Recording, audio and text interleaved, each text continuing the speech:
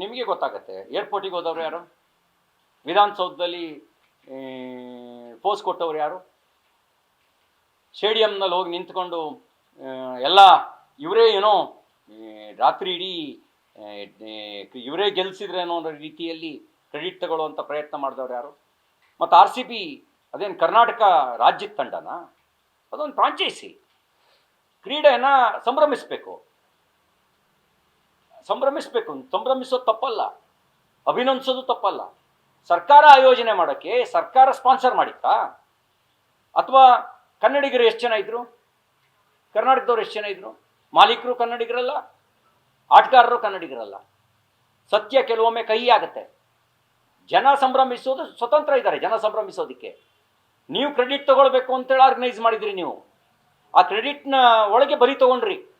ಸೂಕ್ತ ಬಂದೋಬಸ್ತ್ ಮಾಡಿ ಆಯೋಜನೆ ಮಾಡಿದರೆ ರಾಜ್ಯದ ಗೌರವ ಹೆಚ್ಚಾಗ್ತಿತ್ತು.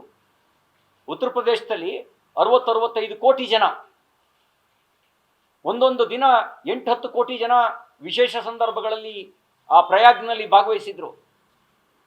ಇಲ್ಲಿ ಕೆಲವು ಸಾವಿರ ಜನರನ್ನು ಕೂಡ ನಿಯಂತ್ರಿಸೋಕ್ಕಾಗಲ್ಲ ನಾವು ಅಂತ ಹೇಳಿದ್ರೆ, ನೀವು ರಾಜ್ಯದ ಮರ್ಯಾದೆನೂ ಹರಾಜು ಹಾಕಿದ್ರಿ, ಅಮಾಯಕರ ಬಲಿನೂ ತಗೊಂಡ್ರಿ. ಆ ತಾಯಿ ಹೇಳ್ತಾ ಇದ್ರಲ್ಲ, ಒಂದು ಮಗು, ಮೊಮ್ಮಗಳು, ಇದು ಪರಿಸ್ಥಿತಿ. ಅದಕ್ಕೆ ಬೇಕಾದಂಥ ಪೂರ್ವ ಸಿದ್ಧತೆ ಮಾಡಿಕೊಂಡು ನೀವು ಸನ್ಮಾನಿಸಿದ್ರೆ ರಾಜ್ಯದ ಗೌರವ ಹೆಚ್ಚಾಗ್ತಿತ್ತು. ಅಂತಾರಾಷ್ಟ್ರೀಯ ಮಟ್ಟದಲ್ಲಿ ರಾಜ್ಯದ ಮರ್ಯಾದೆನೂ ಹೋಯ್ತು. ಕೆಲವು ಸಾವಿರ ಜನರಿಗೂ ವ್ಯವಸ್ಥೆ ಮಾಡೋಕ್ಕಾಗಲ್ಲ ಇವರಿಗೆ ಅಂತೇಳಿ. ಮತ್ತು ಅಮಾಯಕರ ಜೀವ ವಾಪಸ್ ಬರುತ್ತೇನ್ರಿ? ಹೋದ ಜೀವ, ಆ ಜೀವ ಮತ್ತೆ ಬರುತ್ತಾ? ಯಾರು ತಂದು ಕೊಡ್ತೀರಿ? ಸಿದ್ದರಾಮಯ್ಯನವ್ರು ವಾಪಸ್ ಜೀವ ತಂದು ಕೊಡ್ತಾರಾ? DK ಶಿವಕುಮಾರ್ ವಾಪಸ್ ತಂದು ಕೊಡ್ತಾರಾ?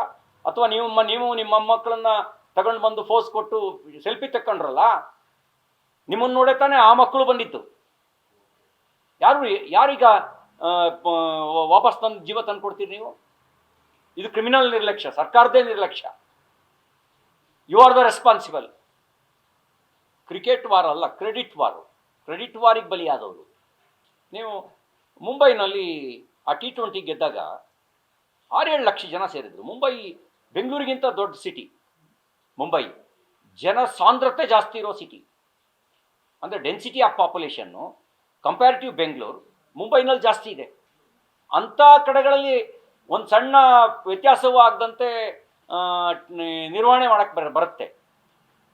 ಅದಕ್ಕೆ ಬೇಕಾದ ಇವರಿಗೆ ಆತರ ಇತ್ತೇ ಹೊರತು ಅದಕ್ಕೆ ಬೇಕಾದ ಅಗತ್ಯವಾಗಿರ್ತಕ್ಕಂಥ ಸಿದ್ಧತೆಗಳನ್ನು ಮಾಡ್ಕೊಂಡಿಲ್ಲ.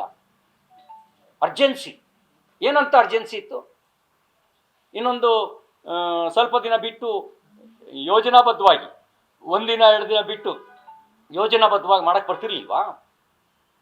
ಅಥವಾ ಮಾಡಲೇಬೇಕು ಅನ್ನೋಂಥ ಅಗತ್ಯ ಏನಿತ್ತು? ಮಾಡಲೇಬೇಕು ಅನ್ನೋದೇನಿತ್ತು? ಒಂದು ಫ್ರಾಂಚೈಸಿ ಇದು. RCB is not represented by our state. ಕರ್ನಾಟಕವನ್ನು ಪ್ರತಿನಿಧಿಸಿದೆಯಾ? ಹೇಳಿ, who are the responsible? Government should taken his responsibility. ಅವ್ರು ತಪ್ಪಿಸ್ಕೊಳಂಗಿಲ್ಲ. ಚೀಫ್ ಮಿನಿಸ್ಟರ್ ನೀವು ಇನ್ನೊಬ್ಬರು ತಲೆಗೆ ಹಾಕೋಂಗಿಲ್ಲ. ನಾವು ಓವರ್ ಆಲ್ ಕಸ್ಟೋಡಿಯನ್ ನೀವೇ. ನೀವು ಮುಖ್ಯಮಂತ್ರಿ, ಉಪಮುಖ್ಯಮಂತ್ರಿಗಳು, ನೀವೇ custodian. You are the responsible. News first, ನಿರ್ಭೀತಿಯಿಂದ ನಿಮ್ಮ ಪರವಾಗಿ.